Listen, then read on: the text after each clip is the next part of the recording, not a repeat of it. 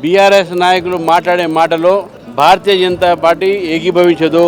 BRS party ప్రభుత్వంలో ఉన్నప్పుడు కాళేశ్వరంలో అవినీతి జరిగిందని చెప్పి కాళేశ్వరం ఒక డ్యాము నాణ్యతంగా కట్టలేదని చెప్పేసి దాంట్లో అనేకమైన కోణాల మీద దర్యాప్తు చేయాలి, సిబిఐ దర్యాప్తు చేయాలని బీజేపీ అడిగింది.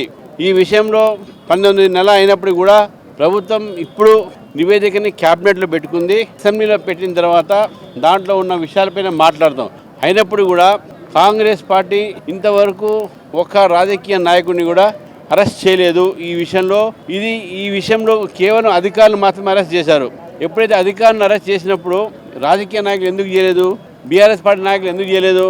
ఇది బీఆర్ఎస్ పార్టీ నాయకులకు కాంగ్రెస్ పార్టీ నాయకులకు ఉన్నటువంటి అక్రమ సంబంధం, ఏ సంబంధం మీరు తెలుసుకోవాలి. అంతా కూడా బూటకము.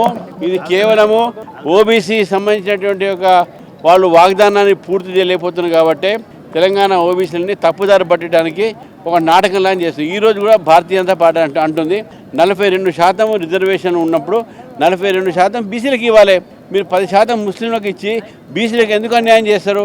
కాబట్టి ఈరోజు ధారణ అంతా కూడా ఏంటంటే కాంగ్రెస్ పార్టీకు బీసీలకు రిజర్వేషన్ లేని ఇష్టం లేదు.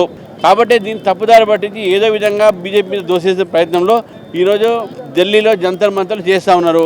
నిజంగా చిత్తశుద్ధి ఉంటే వాళ్ళకు గత 56 నుంచి ఇప్పటి వరకు ఎవరినైనా ఇక్కడ ముఖ్యమంత్రి చేశారా? బీసీ ముఖ్యమంత్రిని రాజీవ్ గాంధీ, సోనియా గాంధీ వీళ్ళంతా ఎప్పుడైనా బీసీలను ఏమైనా చూసారా?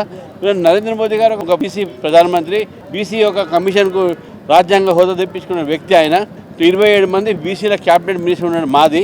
ఈరోజు కాంగ్రెస్ పార్టీ బీసీలకు సంబంధించినటువంటి వాళ్ళు మాట్లాడుతూ ఉన్నారు. వాళ్ళకు చిత్తశుద్ధి లేదు. బీసీల తప్పుదారి పట్టించడానికే ఈ యొక్క తప్పుడు డ్రామాలు వేస్తూ ఉన్నారు. ఇది బూటకము, నాటకము.